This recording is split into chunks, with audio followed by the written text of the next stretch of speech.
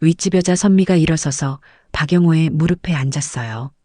그녀 허벅지의 맨살이 그에게 전해지면서 더욱 현실적인 감각이 되었습니다. 저한테만 집중하세요. 모든 걸 잊고. 그녀의 입술과 혀가 박영호의 목을 뱀처럼 기어갔어요. 부드럽고 촉촉한 감촉이었습니다. 박영호의 몸이 반응하기 시작했어요. 오랫동안 잠들어 있던 모든 감각이 깨어나면서 전신에 전기가 흐르는 것 같았습니다. 밤마다 들려오는 신음소리에 잠 못 이루던 60대 남성이 찾아간 윗집 여자와 생긴 금기 로맨스 지금 시작합니다. 구독과 좋아요는 사랑입니다. 박영호 65세. 30년간 몸담았던 제1은행을 떠난 지 벌써 석 달이 지났습니다. 아침 7시에 알람 소리에 눈을 뜨던 습관만은 여전했지만 이제 일어날 이유가 없었죠. 넥타이를 매고 구두끈을 조이며 현관문을 나서던 그 시간들이 이렇게 그리울 줄은 몰랐어요. 오늘도 어김없이 오전 9시 박영호는 엘리베이터 앞에 서 있었습니다. 갈 곳도 없으면서 습관적으로 밖으로 나서는 자신이 한심하게 느껴졌어요. 엘리베이터 버튼을 누르며 작은 한숨이 새어나왔죠. 뒤에서 들려온 밝은 목소리에 고개를 돌렸습니다. 안녕하세요. 윗집 여자였어요. 정확히는 1201호에 사는 유선미 52세.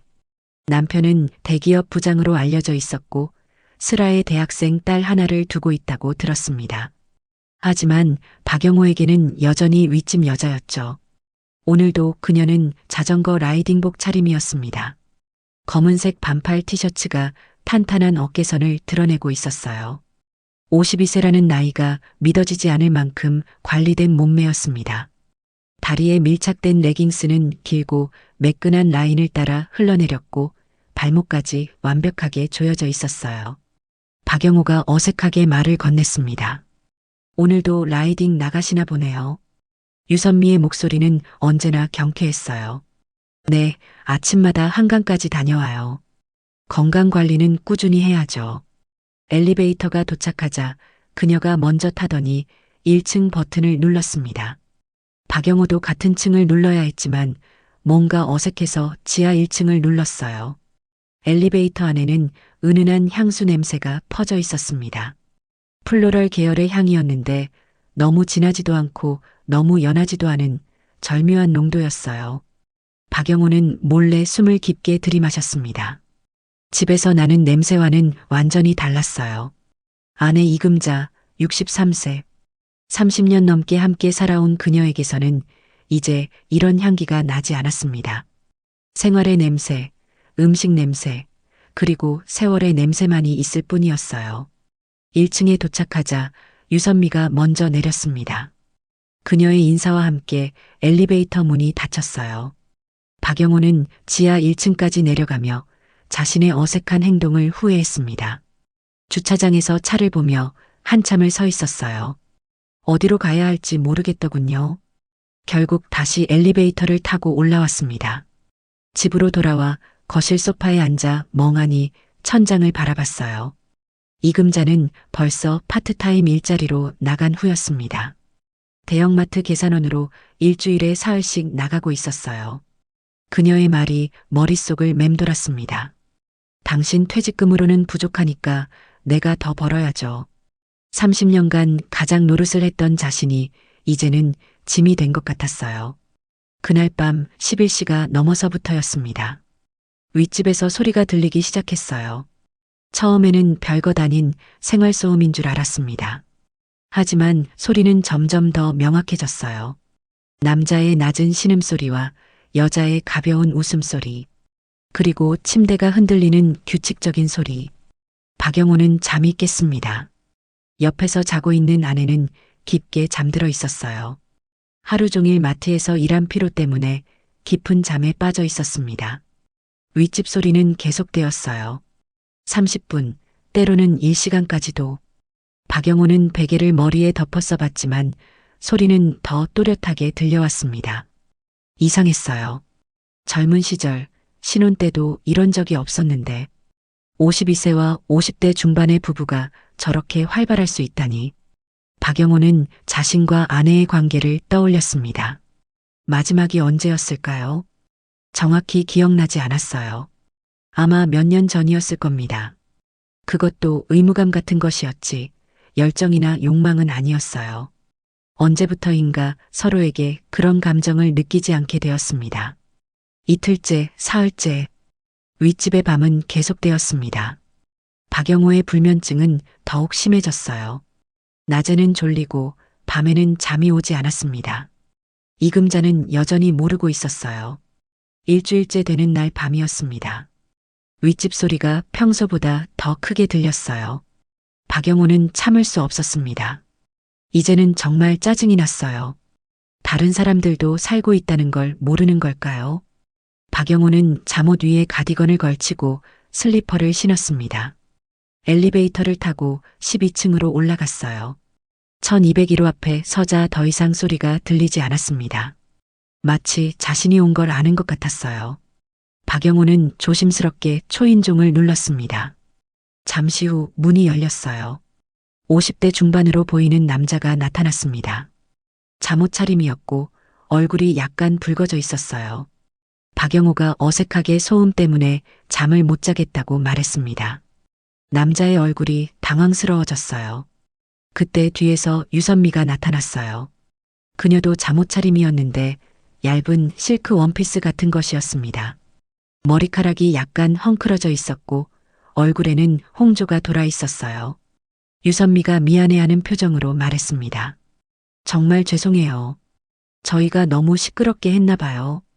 박영호는 인사를 하고 서둘러 엘리베이터로 향했습니다.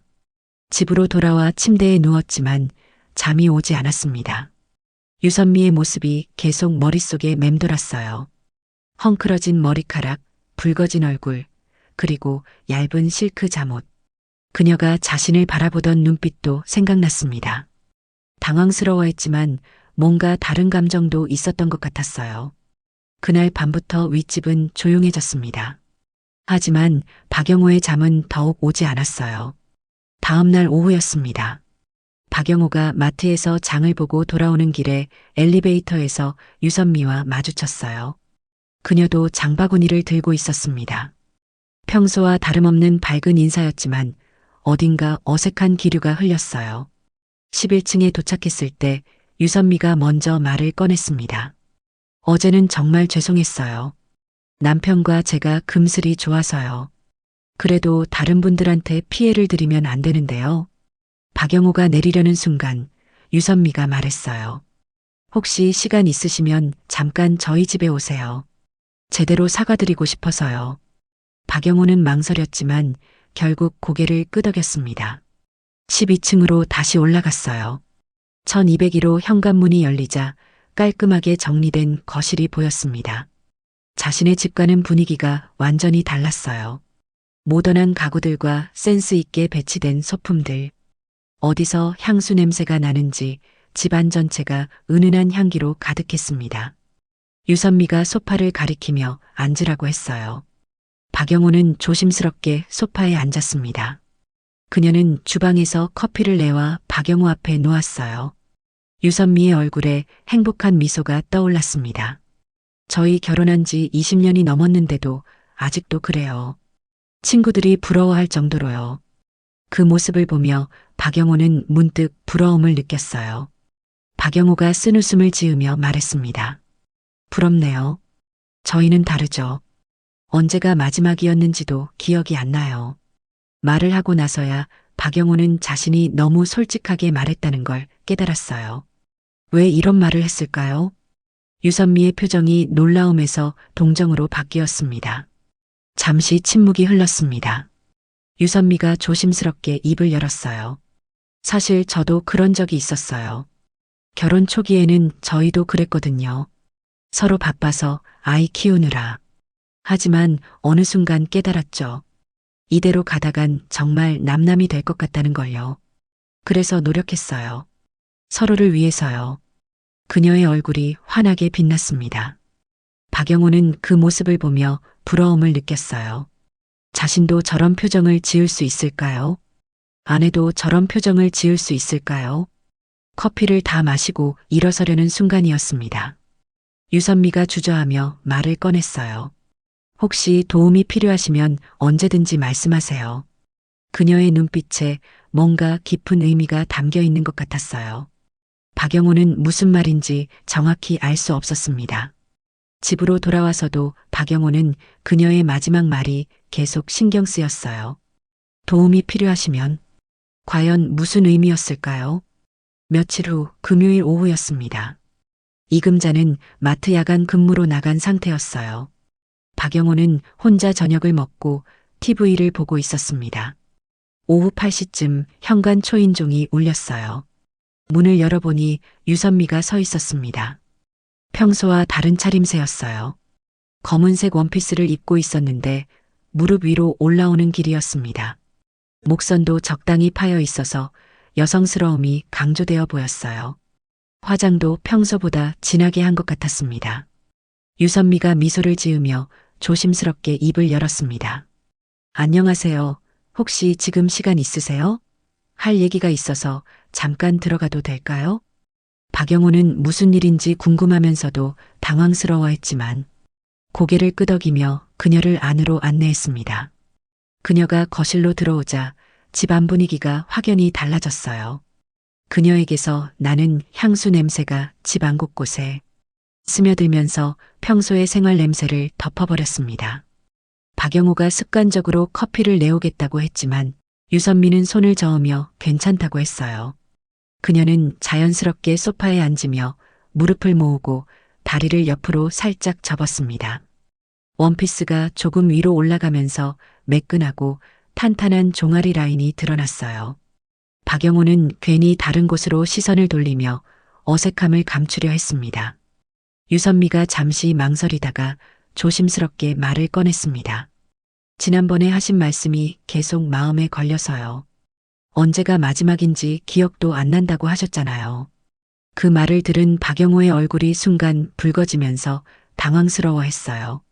자신이 왜 그런 사적인 얘기를 했는지 지금 생각해봐도 부끄러웠습니다. 유선미는 박영호의 반응을 보며 미안한 표정을 지었어요.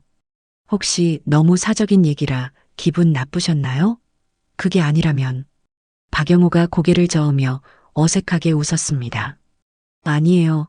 그냥 그런 얘기를 했다는 게 좀 어색해서요. 유선미가 몸을 살짝 앞으로 기울이며 박영호와의 거리를 좁혔습니다. 이제 그녀의 따뜻한 체온과 은은한 향기가 더욱 가깝게 느껴졌어요. 그녀의 목소리가 한층 낮고 부드러워지면서 조심스럽게 말했습니다. 사실 저도 그런 마음을 충분히 이해할 수 있어요. 바로 그 외로움이라는 감정 말이에요. 박영호가 놀란 표정으로 그녀를 바라봤어요. 방금 전까지만 해도 남편과의 행복한 결혼 생활을 자랑하던 그녀가 갑자기 외로움을 말하다니 이해할 수 없었습니다. 박영호가 의아한 표정으로 반문했습니다. 하지만 말씀하시기로는 남편분과 행복하다고 지금도 신혼 같다고 하셨잖아요. 유선미가 쓸쓸한 미소를 지으며 고개를 끄덕였어요. 맞아요. 그것도 사실이에요. 하지만 세상에는 여러 종류의 외로움이 있다는 걸 아시잖아요. 박영호는 그녀가 무슨 말을 하려는 건지 짐작이 되지 않았어요. 유선미가 더욱 가까이 다가오면서 이제 그녀의 무릎이 박영호의 무릎과 거의 맞닿을 정도가 되었습니다. 그녀의 숨결이 박영호의 뺨에 닿을 만큼 가까운 거리였어요. 유선미가 거의 속삭이듯 낮은 목소리로 말했습니다. 당신이 느끼고 있는 그 공허함과 목마름, 제가 대신 채워드릴 수 있을 것 같아요. 그 순간 박영호의 심장이 마치 가슴을 뚫고 나올 것처럼 격렬하게 뛰기 시작했습니다. 오랫동안 잊고 지냈던 감각들이 갑작스럽게 몸 전체를 휘감으며 깨어나는 것을 느꼈어요. 박영호가 당황하며 무슨 뜻인지 되물으려 했지만 목소리가 제대로 나오지 않았습니다. 유선미는 박영호의 반응을 읽었는지 부드러운 미소를 지으며 말했어요. 당신도 정확히 알고 계시잖아요. 제가 무슨 말을 하고 있는지. 그녀의 손이 조심스럽게 박영호의 무릎 위에 살며시 올려졌습니다. 손바닥을 통해 전해지는 따뜻한 온기가 박영호의 몸을 타고 올라왔어요. 몇 년 동안, 아니 어쩌면 몇십 년 동안 완전히 잊고 지냈던 감각이었습니다. 박영호가 깜짝 놀라며 벌떡 일어서면서 그녀의 손을 뿌리쳤어요. 이건 안 돼요. 정말로 이런 건 안 되는 일이에요. 유선미도 천천히 일어서면서 박영호를 바라봤습니다. 그녀의 눈빛에는 이해할 수 없는 깊은 감정이 담겨 있었어요. 왜 안 될까요? 우리가 누구에게 해를 끼치는 건가요? 서로 외롭고 목마른 사람끼리 조금의 위로를 나누는 게 그렇게 잘못된 일일까요? 유선미가 박영호를 향해 한 걸음 더 다가왔고 박영호는 본능적으로 뒤로 물러섰지만 거실벽에 등이 막혔습니다. 이제 그들 사이의 거리는 고작 한 뼘 남짓이었어요. 유선미에게서 나는 향수 냄새가 더욱 진하게 박영호의 코끝을 자극했고 그녀의 따뜻한 체온까지 느껴졌습니다. 유선미가 박영호의 눈을 똑바로 바라보며 확신에 찬 목소리로 말했어요. 당신의 마음도 이미 원하고 있어요. 입으로는 안 된다고 말하지만 당신의 눈빛과 몸짓이 모든 걸 말해주고 있어요. 박영호가 고개를 저으며 부정하려 했지만 목소리에 확신이 없었습니다. 아니에요. 그런 게 아니에요. 유선미의 섬세한 손가락이 조심스럽게 박영호의 가슴팍에 올려졌어요. 셔츠 너머로 전해지는 그녀의 손길이 뜨거웠고 박영호의 심장 박동이 그녀의 손바닥을 통해 고스란히 전해지고 있었습니다. 유선미가 부드럽게 미소 지으며 속삭였어요. 거짓말하지 마세요. 이렇게 빠르고 격렬하게 뛰고 있는 당신의 심장이 진짜 답이에요. 박영호는 어떻게 반응해야 할지 전혀 알 수 없었어요. 몸은 이미 오래전부터 잠들어 있던 본능에 솔직하게 반응하고 있었지만 머릿속 이성은 여전히 이 모든 상황을 강하게 거부하고 있었습니다. 이런 혼란스러운 상황은 그의 인생에서 처음 겪는 일이었어요. 유선미의 목소리가 한층 더 달콤하고 유혹적으로 변했습니다. 조금만 생각해 보세요. 아무도 알 필요 없어요. 우리 둘만의 비밀로 서로에게 진정한 위로와 따뜻함을 줄 수 있어요. 박영호가 눈을 꽉 감으며 깊은 숨을 들이마셨습니다. 오랫동안 마음 깊은 곳에 묻어두고 잠들어 있던 욕망과 갈망이 서서히 깨어나는 것을 온몸으로 느낄 수 있었어요. 하지만 동시에 양심과 도덕적 책임감이 강하게 저항하고 있었습니다. 박영호가 떨리는 목소리로 마지막 저항을 시도했어요. 정말로 안 됩니다. 이런 일은 절대로 해서는 안 되는 거예요. 그러나 그의 목소리에는 더 이상 확신이나 강함이 없었고 오히려 자신을 설득하려는 듯한 절망적인 톤이 배어 있었습니다. 유선미는 그런 박영호의 흔들리는 마음을 정확히 읽어냈어요. 그녀의 두 손이 부드럽게 박영호의 양볼을 감싸 안았습니다. 손바닥의 온기가 그의 뺨을 통해 전해지면서 전신으로 퍼져나갔어요. 단 한 번만이라도 좋으니까 진지하게 생각해 보세요. 당신이 언제 마지막으로 진정으로 원하고 원해진 적이 있었나요? 그녀의 손이 얼마나 부드럽고 따뜻한지 박영호는 그동안 자신이 얼마나 이런 감촉에 목말라 있었는지를 깨달았습니다. 그 순간 현관 초인종이 울렸습니다. 두 사람 모두 깜짝 놀라며 서로에게서 떨어졌어요. 박영호의 심장이 다른 이유로 또다시 빠르게 뛰기 시작했습니다. 박영호가 인터폰을 확인해 보니 택배기사였습니다. 안도의 한숨을 내쉬며 문을 열어 택배를 받았어요. 택배기사가 사라지고 나서야 두 사람은 다시 마주 볼 수 있었습니다. 하지만 아까와는 완전히 다른 분위기였어요. 갑작스럽게 깨진 몰입감 때문에 현실 감각이 되돌아왔고 박영호는 자신이 무슨 일을 할 뻔했는지 명확히 깨달았습니다. 유선미도 상황이 바뀐 것을 느꼈는지 한 발 물러섰어요. 그녀가 어색하게 말했습니다. 저는 이만 올라가 볼게요. 박영호가 고개를 끄덕였어요. 유선미가 현관을 향해 걸어가다가 문 앞에서 잠시 멈춰 섰습니다. 유선미가 현관을 향해 걸어가다가 문 앞에서 잠시 멈춰 섰습니다. 뒤돌아보지는 않았지만 그녀의 목소리가 조용히 들려왔어요. 저는 언제든 12층에 있을 거예요. 그 말을 남기고 그녀는 문을 나섰습니다. 박영호는 한동안 현관문 앞에 서 있었어요. 방금 전 일어난 일이 꿈인 것 같았습니다. 하지만 아직도 손에는 그녀의 체온이 남아 있었고 코끝에는 그녀의 향수 냄새가 맴돌고 있었어요. 거실로 돌아와 소파에 앉으며 박영호는 깊은 혼란에 빠졌습니다. 자신이 정말로 그런 일을 할 뻔했다니. 30년 넘게 한 번도 바람을 피워본 적이 없는 자신이 말이에요. 며칠이 지나도 그날의 기억은 사라지지 않았습니다. 오히려 시간이 지날수록 더욱 선명해지는 것 같았어요. 일주일이 지난 어느 오후 박영호는 우편함을 확인하러 1층에 내려갔습니다. 우편함을 열어보니 전기요금서와 함께 작은 쪽지가 들어 있었어요. 누군가 손으로 쓴 메모였습니다. 오늘 오후 3시 12층으로 오세요. 박영호의 손이 떨렸습니다. 시계를 보니 지금이 오후 2시 30분이었습니다. 박영호는 그 쪽지를 주머니에 넣고 집으로 올라갔어요. 30분 동안 방 안을 서성거리며 고민했습니다. 올라가야 할까요? 말아야 할까요? 이성적으로는 가면 안 된다는 걸 알고 있었어요. 하지만 마음 한편으로는 간절히 원하고 있었습니다. 오후 3시가 되자 박영호는 결국 엘리베이터를 탔습니다. 12층 버튼을 누르는 손가락이 떨리고 있었어요. 1201호 앞에 서자 문이 이미 살짝 열려 있었습니다. 마치 그의 방문을 기다리고 있었다는 듯이요.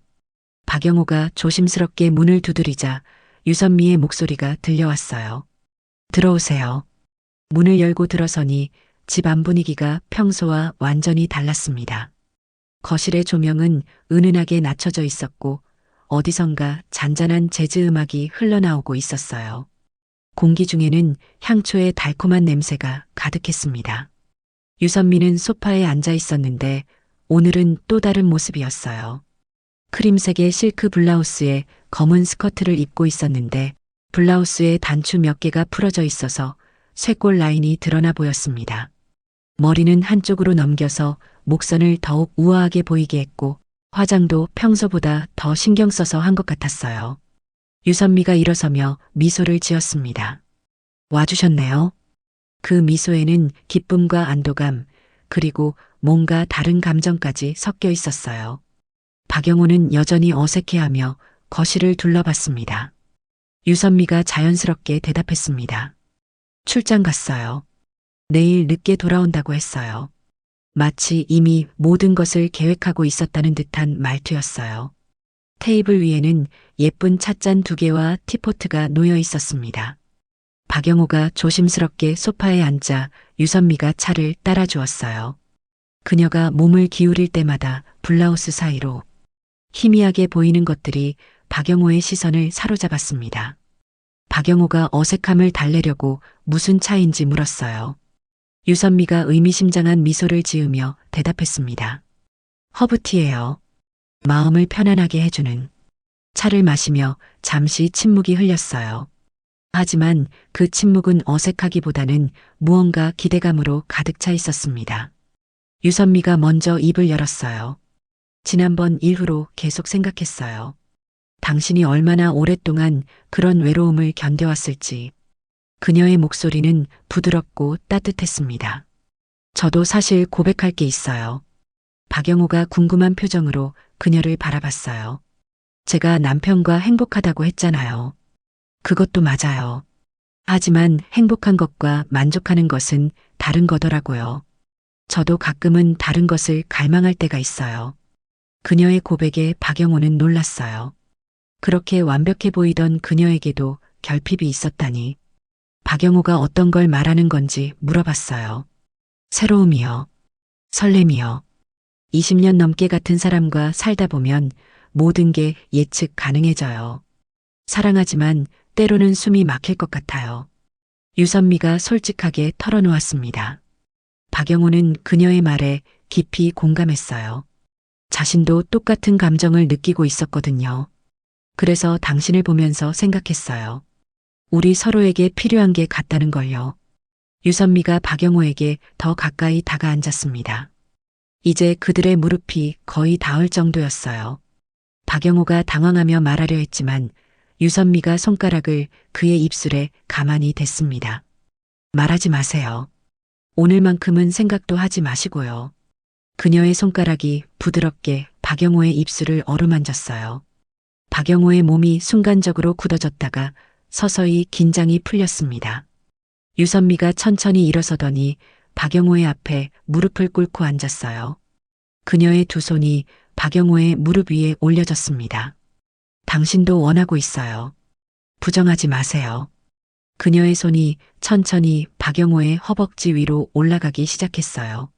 박영호의 숨소리가 거칠어졌습니다. 몇 년, 아니 몇십 년 만에 느끼는 감각이었어요. 이렇게 떨고 있는 당신의 몸이 모든 걸 말해주고 있어요. 유선미의 손길이 점점 더 대담해졌습니다. 박영호의 셔츠 단추를 하나씩 풀기 시작했어요. 박영호가 약하게 저항했지만 그의 손은 그녀를 밀어내지 못했습니다. 오히려 그녀의 어깨에 가만히 올려져 있었어요. 유선미가 박영호의 셔츠를 완전히 벗기고 그의 가슴에 손을 올렸습니다. 이렇게 뜨겁게 뛰는 심장. 정말 오랫동안 이런 걸 느껴보지 못하셨죠? 그녀의 손바닥이 박영호의 가슴을 천천히 어루만졌어요. 박영호는 눈을 감고 그 감촉에 몸을 맡겼습니다. 유선미가 일어서서 박영호의 무릎에 앉았어요. 그녀의 체중이 그의 허벅지에 전해지면서 더욱 현실적인 감각이 되었습니다. 이제 편안해지세요. 모든 걸 잊고. 그녀의 입술이 박영호의 목에 가벼운 키스를 남겼어요. 부드럽고 촉촉한 감촉이었습니다. 박영호의 몸이 반응하기 시작했어요. 오랫동안 잠들어 있던 모든 감각이 깨어나면서 전신에 전기가 흐르는 것 같았습니다. 유선미의 손이 박영호의 등을 따라 천천히 내려갔어요. 그녀의 손길은 마치 피아니스트가 건반을 다루는 것처럼 섬세하고 정교했습니다. 당신의 몸이 이렇게 반응하는 걸 보니 정말 오랫동안 기다리셨구나. 유선미가 박영호의 귀에 속삭였어요. 그녀의 숨결이 뜨겁게 느껴졌습니다. 박영호는 더 이상 저항할 수 없었어요. 그의 팔이 유선미의 허리를 감쌌습니다. 그 순간 현관에서 열쇠 돌아가는 소리가 들렸습니다. 두 사람 모두 얼어붙었어요. 남자의 목소리가 들려왔습니다. 여보 왔어. 유선미의 남편이 예정보다 일찍 돌아온 것이었어요. 유선미가 번개같이 박영호에게서 떨어져 나왔습니다. 그녀의 얼굴은 순간적으로 창백해졌고 손이 부르르 떨리고 있었어요. 박영호도 황급히 셔츠를 입으며 일어섰습니다. 화장실, 빨리 화장실로. 유선미가 다급하게 속삭이며 박영호를 안쪽 화장실로 밀어 넣었어요. 잠깐만. 내가 뭔가 핑계를 만들게. 화장실 문이 닫히자마자 현관문이 열리는 소리가 들렸습니다. 박영호는 화장실 안에서 숨을 죽이고 있었어요. 심장이 터질 것처럼 뛰고 있었습니다. 거실에서 유선미와 남편의 대화 소리가 들려왔어요. 왜 이렇게 일찍 와? 내일 온다고 했잖아. 회의가 일찍 끝나서. 당신 혼자 심심할까봐 일부러 빨리 왔지. 아, 그래. 고마워. 유선미의 목소리가 어색하게 들렸습니다. 근데 뭐야 이 분위기? 음악도 틀어놓고 향초도 피우고. 특별한 날이야? 남편이 의아해하며 물었어요. 아, 그냥 기분 전환으로. 요즘 좀 우울해서. 우울해? 왜? 무슨 일 있어? 아니야, 별거 아니야. 그냥 날씨 때문인 것 같아. 박영호는 화장실에서 이 대화를 들으며 식은땀을 흘리고 있었어요. 어떻게 나가야 할지 감도 잡히지 않았습니다. 아, 맞다. 아래층 아저씨 봤어? 갑자기 남편이 박영호 얘기를 꺼냈어요. 박영호의 심장이 멎는 줄 알았습니다. 아래층? 왜? 엘리베이터에서 마주쳤는데 인사도 안 하고 가더라고. 평소에는 인사 잘하는 분인데. 아, 몰라. 나도 요즘 별로 안 봤어. 유선미가 당황하며 대답했어요. 그래, 뭐 별일 아니겠지. 나 샤워 좀 하고 올게. 잠깐. 샤워하기 전에 차라도 한 잔 마셔. 허브티 우려놨어. 그래, 고마워. 근데 찻잔이 왜 두 개야? 치명적인 질문이었어요. 박영호는 화장실에서 온몸이 굳어버렸습니다. 아, 나도 마시려고 해서. 하나는 내가 마시다가 놔둔 거야. 유선미가 어떻게든 둘러댔어요. 다행히 남편은 더 이상 의심하지 않는 것 같았어요. 시간이 더 지날수록 상황은 더 복잡해졌어요. 저녁 시간이 되자 남편이 샤워를 하러 안방 화장실로 들어갔습니다. 그 순간을 노려 유선미가 박영호가 숨어 있는 화장실 문을 살짝 두드렸어요. 지금 나와요, 빨리. 박영호가 조심스럽게 나오자 유선미가 현관 쪽으로 안내했습니다. 빨리 나가세요. 남편이 샤워 끝나기 전에. 박영호는 신발도 제대로 신지 못하고 허둥대며 현관을 나섰어요. 엘리베이터를 기다릴 시간도 없어서 계단으로 뛰어내려갔습니다. 11층 자신의 집에 도착해서야 가슴을 쓸어내렸어요. 정말 아슬아슬한 순간이었습니다. 만약 들켰다면 어떻게 되었을까요? 그날 밤 박영호는 잠을 이룰 수 없었어요. 오늘 있었던 일이 계속 머릿속을 맴돌았습니다. 유선미의 손길, 그녀의 체온, 그 모든 감각들이 생생하게 남아 있었어요. 하지만 동시에 엄청난 죄책감도 밀려왔습니다. 자신이 정말로 선을 넘을 뻔했다는 사실이 무서웠어요. 다음 날부터 박영호는 유선미를 피하기 시작했습니다. 엘리베이터에서 마주칠 때마다 어색한 기류가 흘렸고 서로 제대로 눈도 마주치지 못했어요. 하지만 피한다고 해서 마음이 편해지는 건 아니었습니다. 오히려 더 신경이 쓰였어요. 그녀도 같은 마음일까요? 후회하고 있을까요? 아니면 아쉬워하고 있을까요? 일주일이 지나자 박영호의 행동에 변화가 생겼습니다. 평소보다 말수가 줄었고 자주 멍하니 있는 모습을 보였어요. 아내 이금자가 눈치채기 시작했습니다. 요즘 왜 그래요? 무슨 일 있어요? 이금자의 질문에 박영호는 짜증스럽게 대답했어요. 아니에요. 별일 없어요. 별일 없다면서 왜 이렇게 시무룩해요? 혹시 어디 아픈 데라도. 정말 괜찮다니까요. 평소 온화한 성격의 그가 이렇게 날카롭게 반응하는 것은 처음이었습니다. 이금자는 더욱 의아해했어요. 그런 아내의 시선이 박영호에게는 부담스러웠습니다.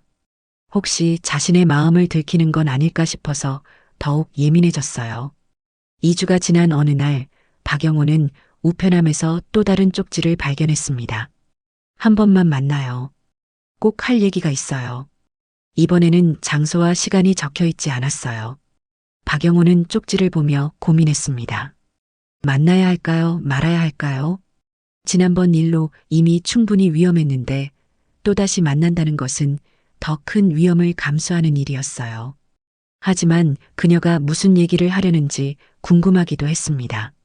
그날 저녁 박영호는 산책을 나간다고 하고 집을 나섰어요. 아파트 뒤편 작은 공원에 가서 벤치에 앉아 있었습니다. 30분 정도 지나자 유선미가 나타났어요. 평소의 화려한 차림과는 다르게 수수한 트레이닝복 차림이었습니다. 화장도 거의 하지 않은 모습이었어요. 와주셨네요. 그녀가 박영호 옆에 앉으며 말했습니다. 박영호가 직설적으로 무슨 얘기인지 물었어요. 지난번 일, 후회하세요? 유선미의 첫 마디였습니다. 박영호는 어떻게 대답해야 할지 몰랐어요. 후회한다고 말하기에는 아직도 그때의 감각이 생생했고 후회하지 않는다고 말하기에는 죄책감이 너무 컸습니다. 잘 모르겠어요. 저는 후회하지 않아요. 유선미의 솔직한 고백이었어요. 박영호가 왜냐고 물었어요. 처음으로 제가 진짜로 원하는 걸 했거든요. 의무감이 아니라 누군가를 위해서가 아니라 순전히 제 욕망을 위해서요. 그녀의 목소리에는 어떤 해방감 같은 것이 느껴졌어요. 박영호가 이성적으로 말했습니다. 그렇다고 해서 이런 일이 계속되어야 한다는 건 아니잖아요. 왜요? 우리가 누구에게 해를 끼치고 있나요? 아내에게, 그리고 당신 남편에게도. 그분들이 모르면 해가 안 되는 거 아닌가요? 유선미의 논리였어요. 박영호는 할 말이 없었습니다. 어떤 면에서는 그녀의 말이 맞는 것 같기도 했거든요. 저는 솔직히 말씀드릴게요. 유선미가 박영호를 바라보며 진지하게 말했습니다. 20년 넘게 결혼 생활을 했지만 지난번처럼 흥분해 본 적이 없어요. 그렇게 간절하게 누군가를 원해본 적도 없고요. 그녀의 고백에 박영호의 가슴이 뛰기 시작했어요. 남편이 나쁜 사람은 아니에요. 착하고 성실하죠. 하지만 예측 가능해요. 모든 게 다 알 수 있어요. 유선미가 한숨을 쉬며 계속 말했습니다. 하지만 당신은 달라요. 당신과 있을 때는 제가 누구인지도 모르겠더라고요. 완전히 다른 사람이 되는 기분이에요. 박영호도 그 감정을 이해할 수 있었어요. 자신도 그녀와 있을 때는 평소의 자신과는 완전히 다른 사람이 되는 느낌을 받았거든요. 하지만 이건 위험해요. 인생에서 위험하지 않은 게 어디 있어요? 안전하기만 하면 재미없잖아요. 유선미가 박영호의 손을 잡았어요. 따뜻하고 부드러운 감촉이었습니다. 한 번만 더 제대로 된 시간을 가져봐요. 그녀의 눈빛이 간절했어요. 박영호가 무의식 중에 어디서냐고 물었습니다. 그 말을 하고 나서야 자신이 이미 마음을 정했다는 걸 깨달았어요. 유선미가 모텔이라도 하면서 제안했지만 박영호는 너무 위험하다고 했어요. 제가 방법을 생각해 볼게요. 박영호가 말했습니다. 유선미의 얼굴에 희망적인 미소가 떠올랐어요. 정말요? 네. 하지만 조건이 있어요. 뭐든지요. 단 한 번만이에요. 그리고 그 후에는 모든 걸 잊어요. 유선미가 고개를 끄덕였습니다. 약속해요. 하지만 그 약속이 지켜질 수 있을지는 아무도 알 수 없었어요. 며칠 후 기회가 왔습니다. 이금자가 고향에 계신 어머니가 편찮으시다는 소식을 듣고 2박 3일로 내려가게 되었어요. 이금자가 걱정스럽게 혼자서 잘 지낼 수 있겠냐고 물었습니다. 박영호가 태연하게 괜찮다고 대답했지만 마음속으로는 이미 계획을 세우고 있었어요. 이금자가 떠난 그날 저녁 박영호는 유선미에게 쪽지를 전했습니다. 내일 오후 2시 우리 집으로 오세요. 다음 날은 평일이어서 유선미의 남편도 회사에 있을 시간이었어요.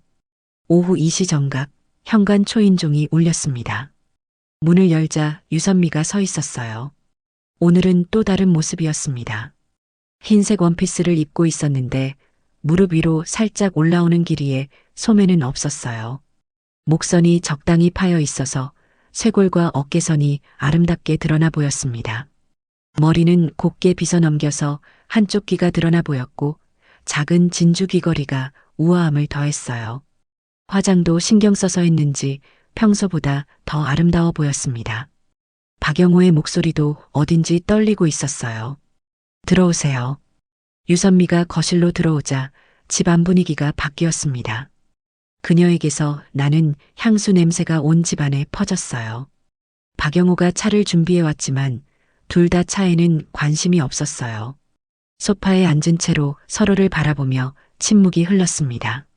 하지만 그 침묵은 어색하지 않았어요. 오히려 무언가 달콤한 긴장감으로 가득했습니다. 유선미가 먼저 일어나서 박영호에게 다가왔어요. 그녀가 박영호 앞에 서자 그녀의 다리가 그의 무릎 사이에 위치하게 되었습니다. 박영호가 올려다보는 각도에서 그녀는 더욱 아름다워 보였어요. 오늘은 아무도 우리를 방해하지 않아요. 유선미가 박영호의 뺨을 손으로 어루만지며 말했습니다. 그녀의 손길이 부드럽고 따뜻했어요. 박영호의 두 손이 자연스럽게 그녀의 허리에 올려졌습니다. 원피스 너머로 전해지는 그녀의 체온이 뜨거웠어요. 유선미가 천천히 박영호의 무릎에 앉았습니다. 이제 두 사람의 얼굴이 같은 높이가 되었어요. 서로의 숨결이 느껴질 정도로 가까운 거리였습니다. 박영호가 마지막으로 망설이며 정말로 괜찮을지 물었어요. 지금 와서 그런 걸 묻지 마세요. 유선미가 박영호의 입술에 손가락을 댔습니다. 그리고 천천히 그의 입술에 자신의 입술을 가져다 댔어요. 부드럽고 따뜻한 키스였습니다.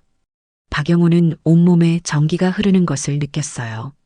몇십 년 만에 느끼는 진짜 키스였습니다. 의무감이나 습관이 아닌 진정한 욕망에서 나오는 키스였어요. 유선미의 손이 박영호의 셔츠 단추를 풀기 시작했습니다. 하나씩 천천히 조급하지 않게. 박영호의 가슴이 드러나자 그녀의 손바닥이 그의 가슴팍에 올려졌어요. 이렇게 뜨거운 심장, 저를 위해서 뛰고 있는 거죠? 유선미가 속삭였습니다. 박영호의 두 손도 그녀의 등으로 돌아가 원피스의 지퍼를 천천히 내렸어요. 하지만 그때 갑자기 복도에서 발걸음 소리가 들렸습니다. 두 사람 모두 얼어붙었어요. 발걸음 소리가 점점 가까워지더니 현관문 앞에서 멈췄습니다. 현관문을 두드리는 소리가 들렸어요. 영호야, 영호야, 있어? 이웃집 할머니의 목소리였습니다. 박영호와 유선미는 황급히 떨어져 나왔어요. 유선미는 재빨리 원피스를 정리하고 박영호는 셔츠 단추를 끼웠습니다. 박영호가 속삭이며 잠깐만 기다리라고 하고 현관으로 갔습니다. 할머니가 집 전기가 나갔는데 혹시 전기 좀 봐줄 수 있냐고 부탁했어요. 박영호가 돌아와서 유선미에게 상황을 설명했어요. 잠깐만 다녀올게요. 여기서 기다려주세요. 하지만 할머니의 집 전기 문제는 생각보다 복잡했어요. 전기업체에 연락해야 하는 상황이었고 할머니도 불안해하셔서 쉽게 자리를 뜰 수 없었습니다. 1시간이 지나고 2시간이 지났어요. 박영호가 집으로 돌아왔을 때 유선미는 이미 없었습니다. 테이블 위에 쪽지만 하나 남겨져 있었어요. 인연이 아니었나 봐요. 그래도 고마웠어요. 박영호는 그 쪽지를 보며 복잡한 마음이 들었어요. 아쉬움과 동시에 안도감도 있었습니다. 어쩌면 이렇게 끝나는 게 맞는 건지도 모르겠다는 생각이 들었어요. 그날 밤부터 박영호의 마음은 더욱 복잡해졌습니다. 유선미와의 만남이 중단된 것에 대한 아쉬움과 함께 이제 정말로 모든 것이 끝났다는 공허함이 밀려왔어요. 하지만 동시에 자신이 선을 완전히 넘지는 않았다는 안도감도 있었습니다. 이틀 후 이금자가 고향에서 돌아왔어요. 박영호가 관심 있게 어머니가 괜찮으셨는지 물었습니다. 다행히 큰일은 아니었어요. 그냥 나이 드시면서 몸이 약해지신 것 같아요. 이금자가 피곤한 표정으로 대답했어요. 당신은 혼자서 잘 지냈어요? 박영호가 담담하게 별일 없었다고 대답했지만 마음속으로는 죄책감이 밀려왔습니다. 그날 밤 이금자가 갑자기 몸살을 앓기 시작했어요. 열이 나고 온몸이 아프다고 했습니다. 박영호가 걱정스럽게 병원에 가봐야겠다고 말했어요. 이금자는 괜찮다며 그냥 필요한 것 같다고 했지만 다음 날에도 몸살은 나아지지 않았어요. 박영호가 억지로 병원에 데려갔습니다. 의사의 진단은 극심한 스트레스와 과로로 인한 몸살이었어요. 의사가 요즘 스트레스 받을 일이 있으셨냐고 물었습니다. 이금자가 시어머님 간병하느라 좀 힘들었지만이라고 대답했어요. 하지만 박영호는 다른 이유를 생각하고 있었습니다. 혹시 자신의 변화를 눈치채고 스트레스를 받은 건 아닐까요? 아내가 자신도 모르게 무의식적으로 남편의 변화를 감지한 건 아닐까요? 그런 생각을 하니 죄책감이 더욱 커졌어요. 집으로 돌아와서 이금자를 침대에 눕혔습니다. 그녀의 열을 재어보고 물수건으로 이마를 닦아주었어요. 이금자가 약하게 고맙다고 말했습니다. 박영호가 뭐가 고맙냐며 당연한 일이라고 대답했지만 마음이 무거웠어요. 이금자의 손을 잡으니 생각보다 많이 야위어 있었습니다. 언제부터 이렇게 말랐을까요? 자신이 너무 관심을 갖지 않았던 건 아닐까요? 당신, 요즘 많이 변했어요. 이금자가 갑자기 말했어요. 박영호의 심장이 뛰기 시작했습니다. 이금자가 예전보다 말수도 줄고 자주 멍하니 있고 무슨 일 있냐고 물었어요. 이금자의 눈빛이 예리했어요. 30년을 함께 산 아내의 직감이었습니다. 박영호가 어떻게든 퇴직하고 나서 적응이 잘 안 되나 보다고 둘러댔어요. 이금자가 정말이냐고 물었지만 박영호는 정말이라고 대답했어요. 하지만 이금자의 표정은 여전히 의심스러웠어요. 그날 밤 박영호는 이금자 옆에서 잠을 이루지 못했습니다. 아내의 규칙적인 숨소리를 들으며 생각에 잠겼어요. 자신이 정말로 바람을 피울 뻔했다니. 30년 넘게 성실하게 살아온 자신이 그런 일을 할 뻔했다는 게 믿어지지 않았습니다. 그런데 더 무서운 것은 아직도 유선미에 대한 마음이 완전히 사라지지 않았다는 것이었어요. 아직도 그녀의 향기가, 그녀의 손길이, 그녀의 목소리가 생생하게 기억났습니다. 박영호는 자신의 손을 바라봤어요. 유선미의 체온이 아직도 남아있는 것 같았습니다. 하지만 동시에 옆에서 자고 있는 아내에 대한 죄책감도 밀려왔어요. 이런 마음이 드는 자신이 너무 한심했습니다. 며칠 후 박영호는 또 다른 쪽지를 받았습니다. 마지막으로 한 번만 만나요. 제대로 정리하고 싶어요. 이번에는 만날 장소도 적혀 있었어요. 아파트에서 조금 떨어진 카페였습니다. 박영호는 고민했어요. 만나야 할까요? 말아야 할까요? 하지만 결국 호기심과 미련이 이겼습니다. 제대로 정리를 해야 앞으로 마음 편하게 살 수 있을 것 같았어요. 다음 날 오후 박영호는 그 카페로 향했습니다. 조용한 주택가에 위치한 작은 카페였는데 사람이 많지 않아서 이야기하기에는 좋은 곳이었어요. 유선미는 이미 구석 자리에 앉아 있었습니다. 평소와 다르게 수수한 검은색 니트에 청바지를 입고 있었어요. 화장도 진하지 않게 해서 평소보다는 차분해 보였습니다. 그녀가 조용히 와줬다며 인사했어요. 박영호가 그녀 맞은편에 앉았습니다. 두 사람 모두 한동안 말이 없었어요. 카페 안에는 잔잔한 음악이 흐르고 있었고 다른 손님들의 작은 대화 소리가 들려왔습니다. 유선미가 먼저 입을 열었어요. 저 많이 생각해 봤어요. 우리가 하려던 일에 대해서요.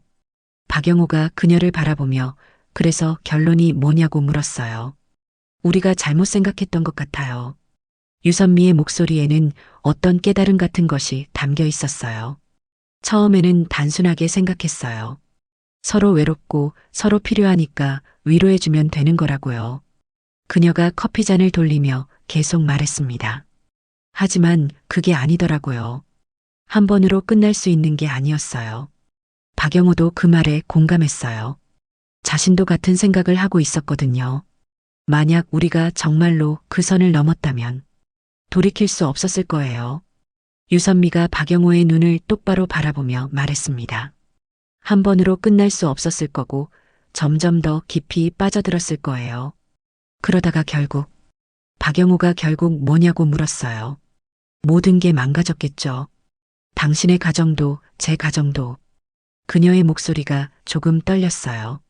박영호는 그제서야 유선미가 얼마나 많은 고민을 했는지 알 수 있었습니다. 박영호가 그래서 어떻게 하자는 거냐고 물었어요. 끝내요. 완전히. 유선미가 단호하게 말했어요. 지금이라도 늦지 않았으니까. 우리 각자의 자리로 돌아가요. 박영호는 묘한 감정을 느꼈어요. 안도감과 동시에 아쉬움도 있었습니다. 박영호가 솔직하게 자신도 사실 그렇게 생각하고 있었다고 말했어요. 아내가 몸살을 앓는 걸 보면서 깨달았어요. 제가 얼마나 잘못된 생각을 하고 있었는지. 유선미가 고개를 끄덕였습니다. 우리 둘 다 현실을 도피하고 싶었던 것 같아요. 하지만 도피한다고 해서 문제가 해결되는 건 아니잖아요. 맞아요. 오히려 더 큰 문제를 만들 뿐이죠. 두 사람은 서로를 바라보며 쓸쓸한 미소를 지었어요. 박영호가 그럼 이게 마지막인 거냐고 말했습니다. 네. 이제부터는 그냥 이웃으로만 지내요. 유선미가 대답했어요. 혹시 엘리베이터에서 마주쳐도 평범하게 인사만 하고. 박영호가 동의했습니다. 하지만 둘 다 마음 한편으로는 아쉬움이 있었어요. 만약 상황이 달랐다면, 만약 서로 자유로운 몸이었다면 어땠을까 하는 생각이 들었거든요. 그래도 후회하지는 않아요. 유선미가 작은 목소리로 말했어요. 박영호가 되물었어요. 당신을 만난 것, 이런 감정을 느껴본 것, 저에게는 소중한 경험이었어요. 그녀의 눈에 눈물이 살짝 맺혔습니다. 박영호도 자신도 그렇다고 말했어요. 오랫동안 잊고 있던 감정을 다시 느끼게 해준 그것만으로도 고마워요. 두 사람은 마지막으로 악수를 나누었습니다. 따뜻하고 부드러운 손길이었지만 이제는 정말로 마지막이라는 걸 알고 있었어요. 카페를 나오면서 유선미가 마지막으로 말했습니다. 당신의 아내분을 잘 돌봐주세요. 그분은 당신에게 정말 소중한 사람이에요. 박영호가 당신도 남편분과 행복하게 지내라고 대답했어요. 그렇게 두 사람은 각자 다른 방향으로 걸어갔습니다. 돌아보지 않았어요. 돌아보면 마음이 흔들릴 것 같았거든요. 집으로 돌아온 박영호는 이상하게 마음이 가벼워졌음을 느꼈어요. 오랫동안 짊어지고 있던 무거운 짐을 내려놓은 것 같았습니다. 이금자는 몸살이 많이 나아져서 부엌에서 저녁을 준비하고 있었어요. 이금자가 어디 다녀왔냐고 물었어요. 박영호가 산책 좀 하고 왔다고 대답했어요. 이제는 거짓말을 하는 것도 마지막이 될 것 같았습니다. 저녁을 먹으면서 박영호는 이금자를 유심히 바라봤어요. 30년을 함께 살아온 아내였지만 언제부터인가 제대로 바라본 적이 없었던 것 같았습니다. 주름이 늘었고 머리카락도 많이 휘어졌지만 여전히 자신을 위해 정성스럽게 밥을 차려주는 고마운 사람이었어요. 이금자가 어색해하며 왜 그렇게 쳐다보냐고 물었습니다. 그냥 고마워서요. 뭐가 고마워요? 30년 동안 저와 함께 살아줘서요. 박영호의 갑작스러운 말에 이금자가 놀랐어요. 이금자가 갑자기 왜 이런 말을 하냐며 당황했어요. 박영호가 진심으로 그냥 평소에 말하지 못했던 것 같아서라고 말했습니다. 이금자의 얼굴이 약간 붉어졌어요. 오랫동안 듣지 못했던 말이었거든요. 그녀도 작은 목소리로 자신도 고맙다고 대답했어요. 당신도 쉽지 않았을 텐데. 저 같은 사람과 박영호가 무슨 말씀을 그렇게 하시냐며 이금자의 손을 잡았습니다. 오랫동안 하지 않았던 스킨십이었어요. 이금자의 손은 거칠었지만 따뜻했습니다. 당신이 있어서 제가 여기까지 올 수 있었어요. 박영호의 진심 어린 고백이었어요. 유선미와의 일을 겪으면서 깨달은 것이었습니다. 자신에게 정말 소중한 것이 무엇인지를 알게 된 거예요. 요즘 많이 이상했어요. 이금자가 조심스럽게 말했어요. 뭔가 숨기는 게 있는 것 같고 마음이 다른 곳에 있는 것 같고 박영호의 가슴이 철렁했습니다. 역시 아내는 알고 있었던 것이었어요. 박영호가 고개를 숙이며 미안하다고 말했어요. 정말로 미안해요. 이금자가 무슨 일이었냐고 물었어요. 이금자의 목소리에는 원망보다는 걱정이 더 많이 담겨 있었어요. 박영호는 한참을 고민했습니다.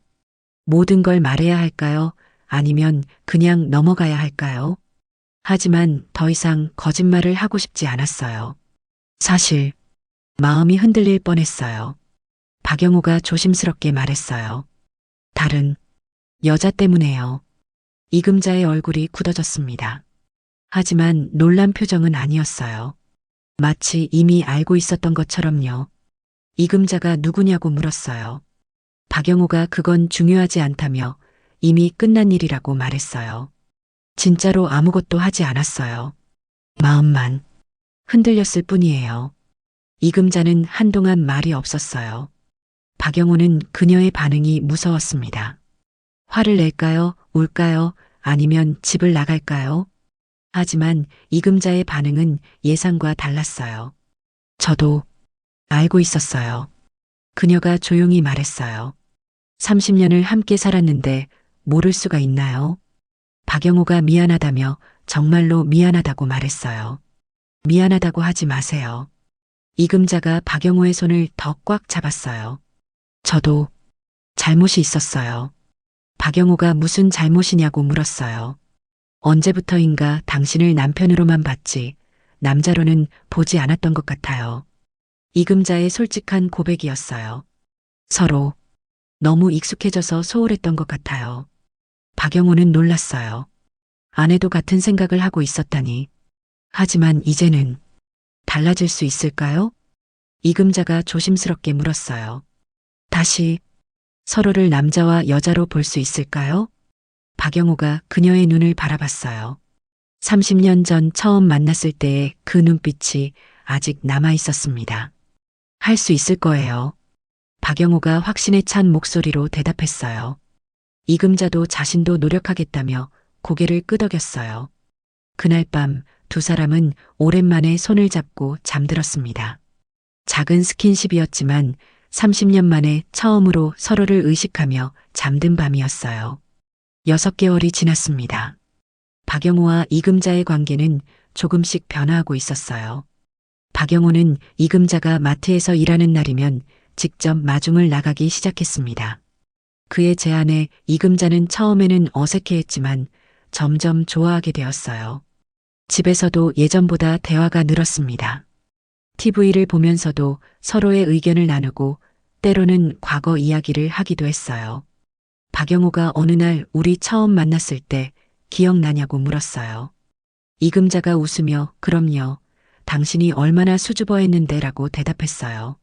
지금 생각해보니 그때가 참 설렜던 것 같아요. 박영호가 그때처럼 다시 설렐 수 있을지 물었어요. 이금자가 살짝 부끄러워하며 나이가 이런데라고 말했어요. 박영호가 나이가 뭐 중요하냐며 그녀의 손을 잡았어요. 이제는 자연스러운 스킨십이 되었습니다. 어느 날은 박영호가 꽃을 사들고 집에 들어왔어요. 이금자가 놀라며 갑자기 웬 꽃이냐고 물었어요. 박영호가 웃으며 그냥 사고 싶어서라고 대답했어요. 이금자의 얼굴에 환한 미소가 떠올랐습니다. 몇십 년 만에 받는 꽃이었어요. 그녀가 꽃을 안으며 고맙다고 말했어요. 정말 오랜만이네요. 윗집에서는 더 이상 소음이 들리지 않았습니다. 유선미와 그녀의 남편도 어떤 변화가 있었던 것 같았어요. 가끔 엘리베이터에서 마주치면 자연스럽게 인사를 나누었습니다. 서로 깊은 시선을 보내지도 않고 어색해하지도 않았어요. 그냥 평범한 이웃 사이가 되었습니다.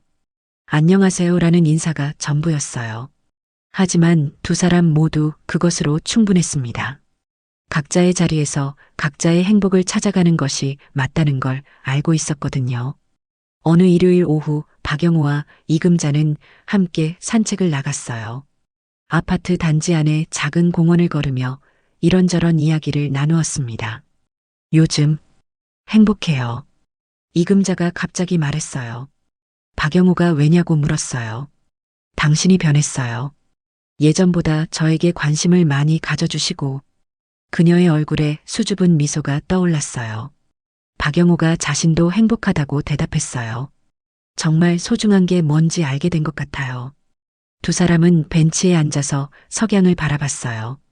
오렌지색 하늘이 아름다웠습니다. 이금자가 조심스럽게 앞으로도 계속 이렇게 지낼 수 있을지 물었어요. 박영호가 그녀의 손을 꽉 잡으며 당연하다고 대답했어요. 이제 시작인걸요. 석양 속에서 두 사람의 그림자가 길게 늘어져 있었어요.